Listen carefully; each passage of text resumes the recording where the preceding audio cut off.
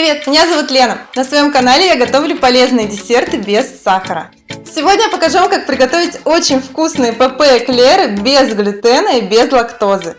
Вы узнаете, как сделать двухслойную начинку с сочетанием вкусов, которая удивит каждого.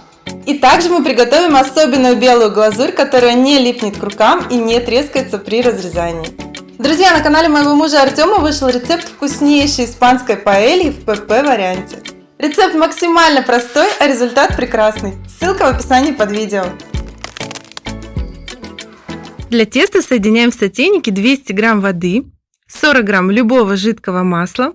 Желательно выбрать масло, устойчивое к нагреванию. Я обычно выбираю арахисовое или кокосовое. 1/4 чайной ложки соли, 80 грамм цельнозерновой рисовой муки.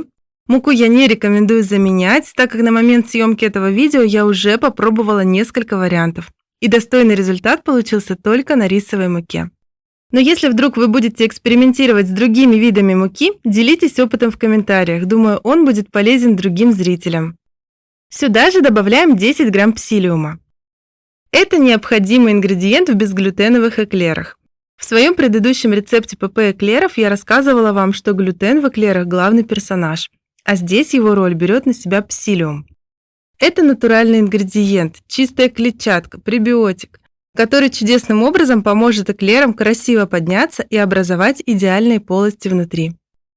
Тесто тщательно перемешиваем и отправляем завариваться на средний огонь при постоянном помешивании. Выберите самую прочную лопатку, так как тесто становится плотным и тягучим. Наша задача максимально уварить тесто, избавить его от лишней жидкости и сделать его текстуру клейкой под воздействием температуры. Но при этом тесто не должно стать сухим комком, в который потом будет сложно вмешать яйцо. Готовое тесто становится вот таким подвижным, будто пружинит под лопаткой. У меня на это ушло примерно 3 минуты. Перекладываем тесто в чашу и перемешиваем его лопаткой или специальной насадкой для миксера, которая предназначена для перемешивания, а не взбивания. Венчик здесь не подойдет. Добавляем в тесто яйца одно за другим. Каждый раз тщательно вымешиваем и отслеживаем консистенцию. Я добавила 2 яйца, и тесто еще недостаточно жидкое. Консистенция должна быть такая, чтобы тесто стекало с лопатки лентой, но при этом держало форму. Третье яйцо я смешиваю вилкой и буду добавлять частями. Добавляю примерно треть. Вымешиваю. Проверяю консистенцию теста лопаткой. Это то, что нам нужно. Тесто не спеша стекает с лопатки плоской лентой. При этом оно держит форму и не растекается. До такой консистенции у меня ушло 2,5 крупных яйца. Это 135 грамм. Вам может потребоваться больше или меньше. Для отсаживания эклеров желательно воспользоваться насадкой «Открытая звезда» с большим количеством зубчиков. Диаметр отверстия около 10-12 мм. Вставляем насадку в кондитерский мешок, мешок в глубокий стакан и отправляем в него полужидкое тесто. Срезаем кончик мешка и отсаживаем эклеры длиной примерно по 11 см. Для эклеров я рекомендую использовать тефлоновый коврик, на нем меньше вероятность трещин, чем на силиконовом. Кончик каждого эклера я приподнимаю вверх и кладу на него же. Между эклерами оставляйте по 2-2,5 см. Тесто рассчитано на 2 противня. Желательно выпекать по одному противню за раз, так эклеры будут пропекаться равномернее и получится ровнее. Отправляем эклеры в разогретую до 180 градусов Цельсия духовку на 50-60 минут. Эклеры испеклись, когда при открывании дверцы духовки они не опадают, а сохраняют свою форму. Вот такие получаются эклерчики. Они в целом довольно ровные и красивые. Снаружи у них должна быть плотная корочка, а внутри они довольно мягкие и не сухие. В тех местах, где температура у духовки слишком высокая, могут появиться трещины. У меня это обычно боковые эклеры. Но если трещины настолько глубокие, что через них может выливаться крем, то вам стоит снизить температуру выпечки. Оставшееся тесто тоже отсаживаем на противень и выпекаем при таком же режиме. А пока приготовим крем. Для крема нам понадобится заранее замоченный кешью. 180 грамм сухого кешью нужно замочить в чистой холодной воде за 4 часа до приготовления. В замоченном виде получится 250 грамм. Сливаем воду, перекладываем кешью в блендер и добавляем сюда 40 грамм сока лайма. Вместо лайма здесь также может быть и лимон, и апельсин. А если не любите активную кислинку, можете часть сока заменить водой. Сюда же добавляем подсластитель по вкусу и буквально полграмма соли. Тщательно измельчаем все ингредиенты с помощью блендера. Нужно получить гладкий однородный крем. С некоторыми блендерами потребуется терпение, но в случае с кешью-кремом оно того стоит. Крем получается потрясающе нежный и очень вкусный. Перекладываем крем в кондитерский мешок без насадки, либо нужна очень узкая насадка. И храним в холодильнике до готовности эклеров. Для начинки я выбрала чернику. Очень люблю ее сочетание с лаймом. Понадобится 100 грамм ягод, можно взять размороженные, можно свежие. Измельчаем ягоды в блендере до состояния пюре. Переливаем его в сотейник. И в отдельной емкости нужно соединить подсластитель и 2 грамма пектина NH.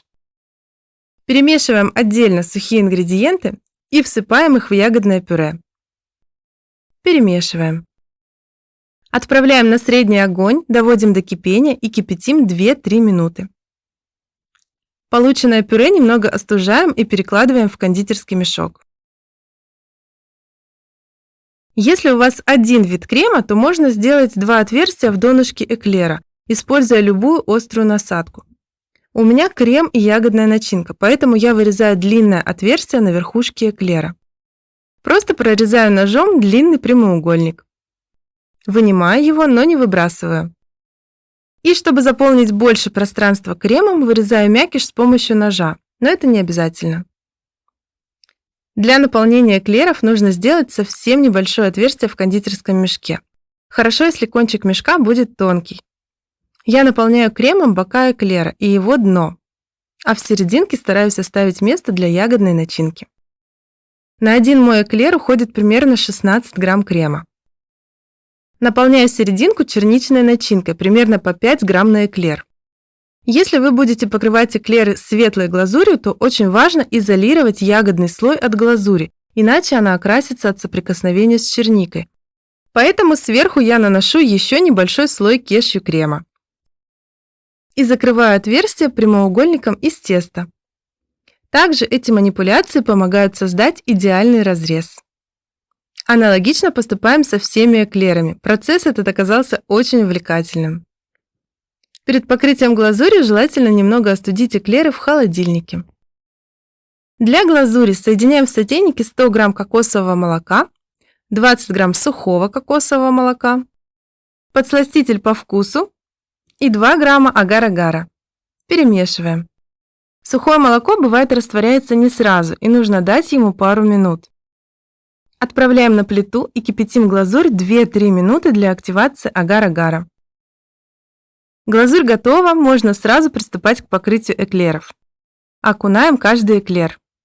Эта глазурь быстро застывает на прохладных эклерах, поэтому стоит поторопиться, если требуется придать ей форму. А также, если хотите чем-то посыпать эклер, делать это нужно сразу. Я просто кладу листики мяты. Глазурь в сотейнике также может быстро застыть, поэтому действовать нужно быстро, чтобы успеть покрыть все эклеры. В идеале оставить сотейник стоять на плите на очень слабом нагреве, чтобы поддерживать температуру глазури выше 50 градусов Цельсия. Эта глазурь непроста в нанесении, именно потому, что приходится торопиться. Но результат получается отличный. После застывания эклер легко можно брать в руки за глазурь, она не будет липнуть и смазываться.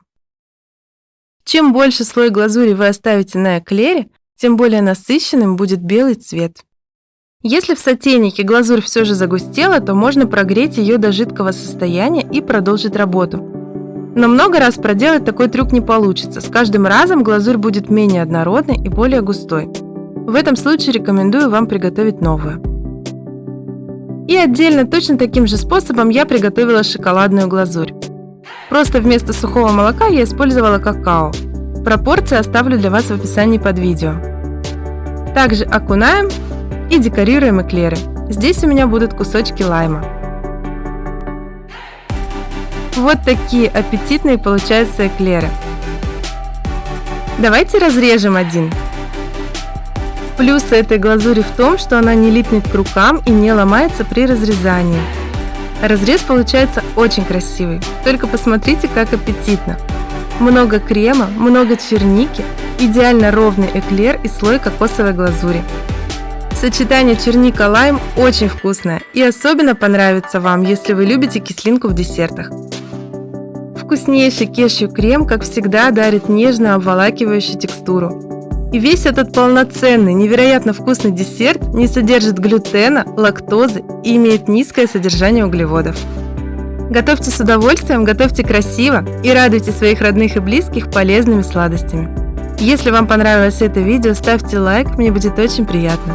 Подписывайтесь на мой канал и делитесь этим видео с друзьями. Пока!